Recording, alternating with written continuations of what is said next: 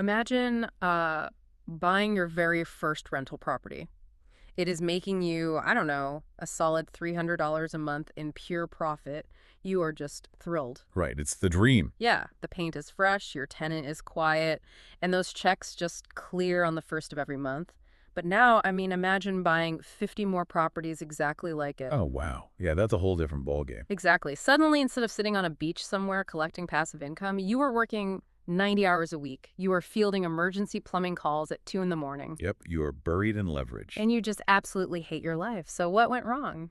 Well, I mean, you tried to run a factory using the mindset of like a boutique craftsman. That is a great way to put it. Yeah, managing one property is this intimate, hands-on project.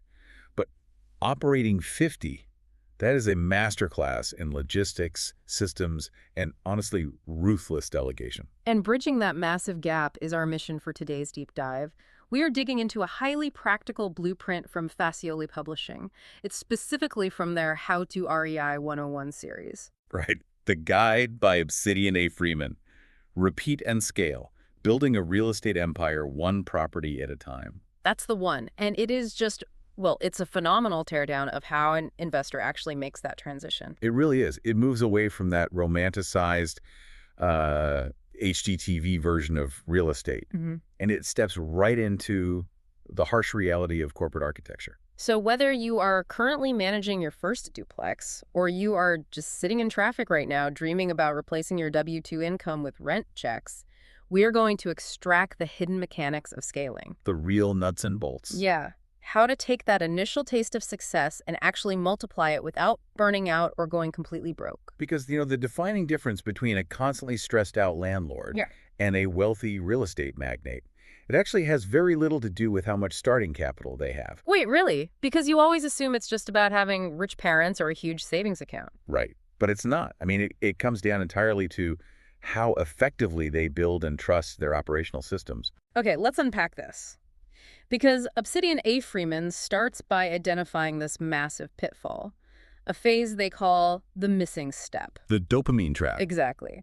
Most people assume scaling simply means logging onto Zillow and just buying more houses as fast as humanly possible. Yeah, it's an addiction almost. An investor buys one property, they get a taste of that monthly cash flow, and they immediately start hunting for the next high. They operate purely on emotional momentum. Right. But scaling sustainably requires moving entirely away from the thrill of the hunt. You have to anchor yourself in the cold, hard logic of a strategic growth plan. If you don't know your ultimate destination, well, literally any house looks like a good step forward. Going back to our initial analogy, it's like going grocery shopping when you are starving, but you absolutely refuse to write a list. Oh, the worst idea. You are just tossing whatever looks good into the cart. A fancy cheese here, some really expensive steak there, maybe a random box of cereal. Just grabbing whatever catches your eye. Yeah, and you spend an absolute fortune. But when you get home and unpack the bags, you realize you don't actually have the cohesive ingredients to make a single actual meal. And in real estate, that translates to ending up with an incredibly expensive random assortment of assets that share absolutely zero operational synergy. Which sounds like a nightmare to manage. It is. So to prevent that, you have to build the framework before you ever look at another listing. And that means defining highly specific financial and lifestyle objectives. Such as figuring out if you just want this to, fund a couple of nice family vacations a year, or if you are actually trying to build multi-generational wealth that completely replaces your salary. Because those two goals require vastly different machines. I mean, if you just want a vacation fund, a couple of paid-off single-family homes might be the entire plan. Right. Keep it simple. But if you want an empire, you need to set strict calendar-bound timelines. Like saying, I want 2 properties in the next 12 months. Exactly. And the long-term goal might be 10 properties in 5 years. Tying the goal to a calendar forces accountability. It drags this vague concept of scaling out of the realm of someday and turns it into a mathematical schedule. But let me play devil's advocate for you for a second. The guide insists on establishing incredibly strict investment criteria, like target cash flow, minimum return on investment, specific appreciation potential. Right. Very rigid rules. But wait, isn't real estate all about jumping on a spontaneous, amazing deal when you happen to see it? Doesn't having a rigid 5-year plan with unbending criteria make you miss out on massive opportunities? See, that mentality is exactly what leaves investors holding a bag of disjointed properties. The concept of a good deal is entirely subjective. How so? Well, think about a heavily discounted, totally dilapidated Victorian home. That might be the deal of the century for a full-time flipper who has a construction crew on standby. Oh, sure, they can fix it up cheap. Right. But for an investor whose growth plan relies on steady, low-maintenance passive income, that exact same house is a catastrophic distraction. Oh, I see. It just sucks up all your capital and your time, completely derailing the actual timeline you set for yourself. Exactly. The strict criteria act as your guardrails. They don't prevent you from finding good deals, they protect you from bad distractions. Which naturally forces a totally new problem, because if you are locked into a rigid timeline and you can only buy a specific type of house that meets your criteria, you probably can't rely on a traditional bank to fund you every single time. No, absolutely Yeah. not. Traditional mortgages take a month to close, and they require a hefty down payment that you'd have to save up from scratch every time. Right. And Facioli Publishing outlines that you must plan your financing mechanisms ahead of time, before you even find the house. You cannot wait until you are under contract to figure out how to pay for the asset. You need to have different financial levers already installed and ready to pull. And the guide explores several mechanisms that completely bypass the bottleneck of saving up 20% in cash for every single purchase. Cash out refinancing is a huge one they mention. Yeah, that's a powerful tool. I always assumed scaling meant painstakingly saving your pennies for years between each purchase. But it's not like that. Not at all. Cash out refinancing turns your existing properties into an engine for the next one. Say your first property increases in value over a few years, and the tenants have been paying down your initial mortgage. So you have built up equity. Exactly. A cash-out refinance allows you to take a new loan against that higher value, and you pull out the difference in cash. Wow. And then you use that tax-free cash as the down payment for property number two. The success of the first asset literally funds the acquisition of the second. It is a compounding loop. That makes so much sense, but then they also bring up seller financing, which takes the bank out of the equation entirely. Right, you just deal directly with the owner. But why would the person selling the house ever agree to act as the bank? Don't they just want their money? Well, there are massive tax implications for a seller who takes a giant lump sum of cash all at once. By agreeing to seller financing, they get a steady, predictable monthly income stream from you, often with a really great interest rate. Oh, so it benefits them too. Huge benefit. They defer their capital gains taxes. And for you, the buyer, you get to bypass the slow, bureaucratic underwriting process of a traditional bank. Understanding the mechanics of these options beforehand means when that perfect property finally crosses your desk, you already know exactly how to take it down. So we have the strategic plan, we have the guardrails, and we have the funding levers ready to go. We know what we are shopping for and how we are paying for it. The foundational stuff is set. Right. That logically dictates the next major phase of the blueprint, figuring out exactly where to deploy this strategy. The guide emphasizes that you have to niche down to blow up. You cannot be a generalist and scale effectively. You just can't. You have to focus your efforts to leverage local knowledge and create true operational efficiencies.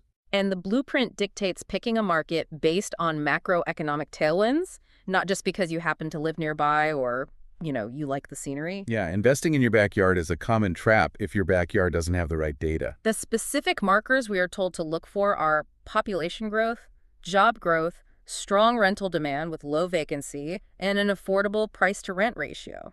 Right off the bat, the causality there is super clear. It's a domino effect. Exactly. A new tech hub or manufacturing plant opens, and that creates job growth. People move to the city to take those jobs, creating population growth, And those new arrivals need places to live. which spikes rental demand and lowers vacancy rates. Right. Because if you buy a beautiful, perfectly renovated house in a town where the primary employer just filed for bankruptcy, well, you will not have tenants. No matter how nice the house is. Exactly. The macro market trend will always overpower the micro quality of your specific house.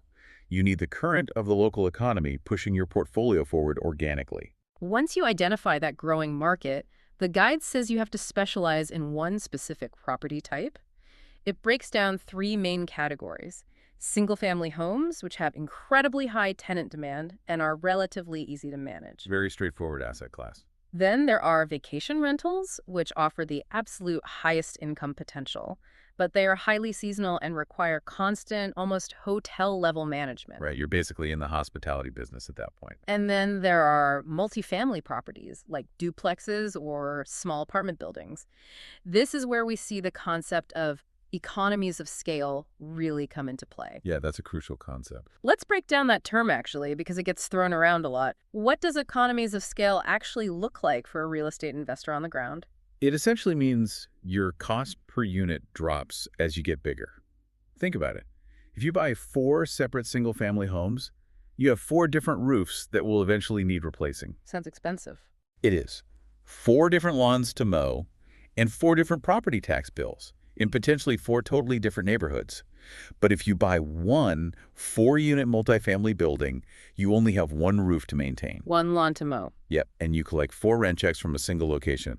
The efficiency just goes through the roof. But regardless of whether you choose single family or multifamily, the guide insists you build a repeatable mathematical formula for buying. The math is everything. The example they use is only acquiring properties within a certain price bracket that project to yield more than $300 a month in pure positive cash flow. Yes. Why is a rigid number like $300 so crucial? Like, why not just say, I'll buy anything that makes a profit? What's fascinating here is the psychological benefit of that rigidity. Hmm. When you are trying to scale a business, your most finite resource isn't actually your capital. It's not the money. No, it is your decision-making energy. The human brain can only evaluate so many complex variables in a day before fatigue sets in and you just start making sloppy choices. So having a strict mathematical rule removes the emotion in the debate completely. The math makes the decision for you. If a property hits your desk and the spreadsheet projects $250 a month in cash flow, you just close the laptop. You don't try to justify it? No. You don't fall in love with the crown molding or the nice backyard. You save your mental bandwidth and you move straight to the next listing. Furthermore, if you look at 100 single-family homes in that exact same neighborhood that fit that exact formula, you become an absolute sniper in that category. You really do. You learn exactly what those specific tenants expect, which leads directly to higher tenant retention. You master the nuances of that one very specific pond. But executing that $300 a month formula once, I mean, that feels like a huge victory. But executing it 50 times over? That is a fast track to a heart attack if you were doing it alone. Oh, absolutely. You cannot be the one changing the light bulbs and collecting the checks at 50 different addresses. The physical limitations of a single human being become the ultimate bottleneck to the empire. Which brings us to a massive shift in the source material. We move from the strategy of scaling to the actual operations of scaling. Right, the day-to-day execution. You have to buy back your own time, which means building a team and deploying technology. It kind of reminds me of the history of fast food franchises. Okay, how so?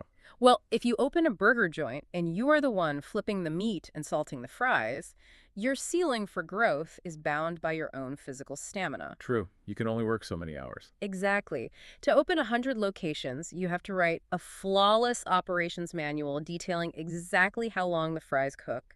And then you step out of the kitchen entirely so you can focus on where to build the next restaurant. That is a perfect analogy. You have to clone your decision-making process.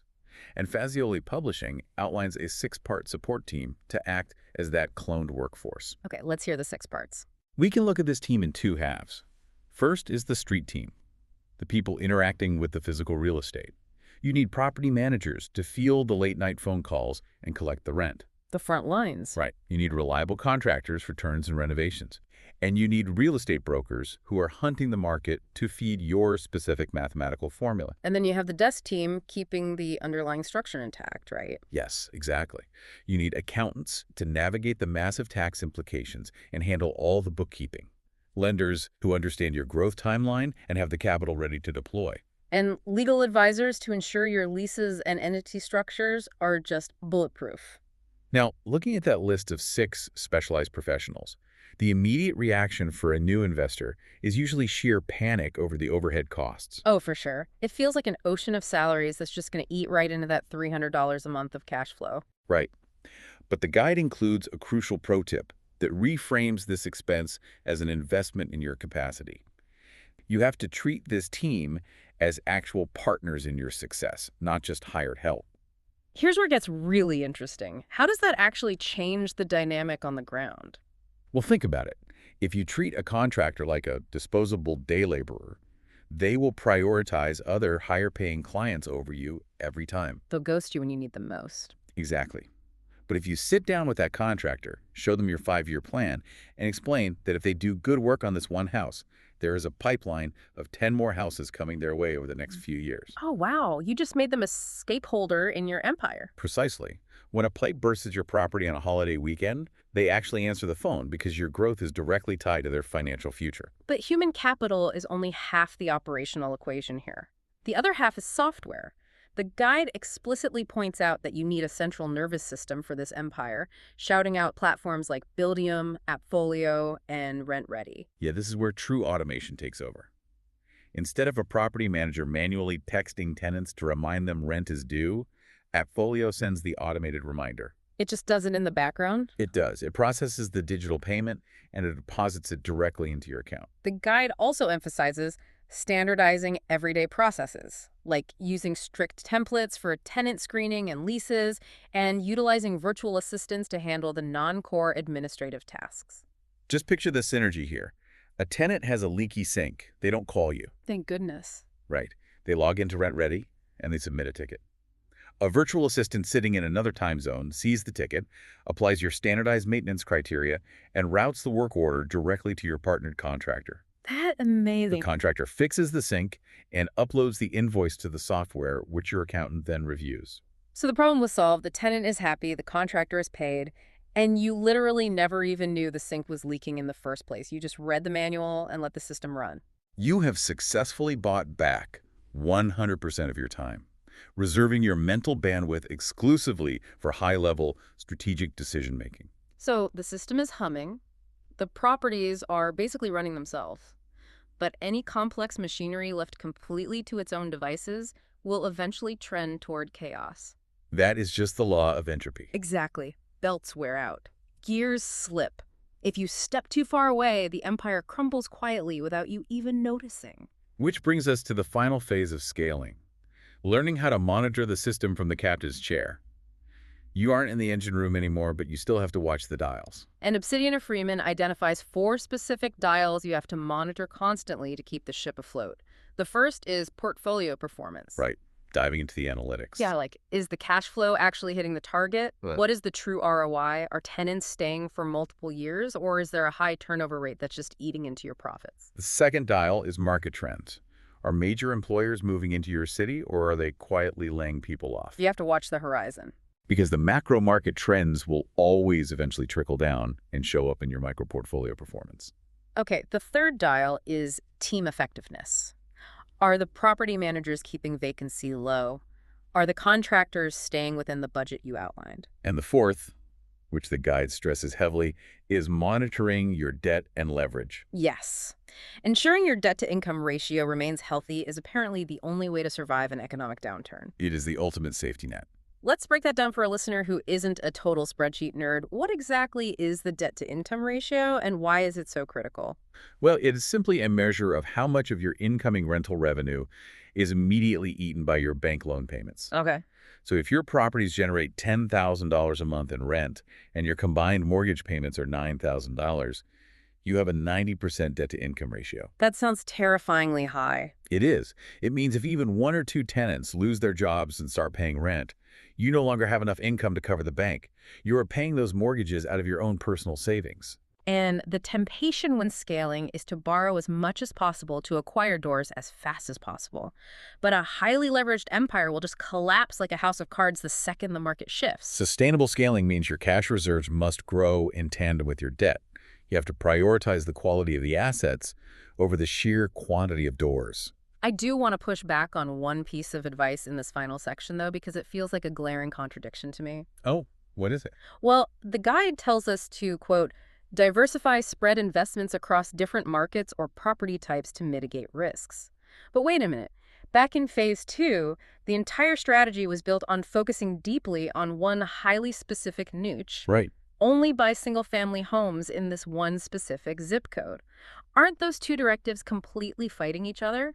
Focus deeply versus spread out widely? I see why it looks that way. But if we connect this to the bigger picture, it isn't actually a contradiction. It is a chronological sequence. Okay, walk me through that. It is the timeline of how an empire matures. When you are going from property number 1 to property number 5, you must be ruthlessly focused. You have to master the math, build the local street team, and iron out all the operational kinks in one specific arena. You learn how to make that one specific type of burger perfectly every single time. Exactly. That focused repetition is what builds your initial wealth. But once you reach property number 40 or 50, if all 50 of your assets are sitting in the same 2-square-mile radius and a major factory in that town shuts down, your entire cash flow is wiped out in a single afternoon. Ah, you have scaled yourself into a massive concentrated risk. So once the initial system is robust in generating strong capital, then you take that exact same perfected operational blueprint and you deploy it in a completely new geographic market or a new asset class to diversify your risk. Master the niche to grow your wealth, diversify to protect the wealth you built. That is the sequence. Grow through focus, protect through diversification. That really brings the entire strategy full circle. So let's summarize the chronological roadmap Facioli Publishing has laid out for us. It's a clear path. It really is. You start by defining your long-term plan and securing your financing mechanisms. Then you pick a specific geographic market based on economic data, and you create a rigid mathematical formula for buying. And then you clone yourself. Exactly. You build a street and desk team, tying them together with automated property management software. Finally, you retreat to the captain's chair, doing nothing but monitoring the 4 key metrics to ensure the leverage doesn't crush you. It is a phenomenal transition from craftsman to architect. So what does this all mean for you listening? Whether you are buying duplexes, trying to grow a local plumbing company, or scaling a digital agency, the underlying mechanics are universal. They apply everywhere. Emotional, spontaneous decisions do not scale. Repeatable math scales, delegating authority scales, and rigorous monitoring of your operational dial scales. You know, the logical conclusion of this blueprint actually raises a fascinating, almost philosophical question that the text hints at but doesn't explicitly ask. Oh. What is the end point of all this automation? Well, think about the ultimate zenith of this strategy.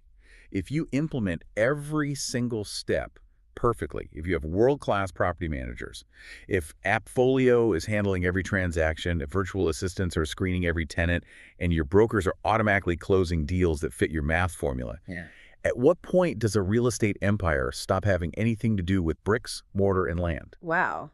It just becomes an exercise in logistics. Exactly. Does the ultimate highest level real estate investor actually spend absolutely zero time looking at physical houses? Do they spend 100% of their time just managing human psychology and digital data streams? That is wild to think about. It is entirely possible that at the highest level of scale, the physical property itself becomes completely invisible, just an abstract data point on a dashboard. Something for you to ponder? You started out wanting to feel the wood and see the fresh paint, but by the end, you are just managing the algorithms that manage the people who paint the wood. It is a completely different game. Well, thank you for joining us as we unpacked the hidden mechanics of scaling. Until next time, keep your systems tight and your data clean.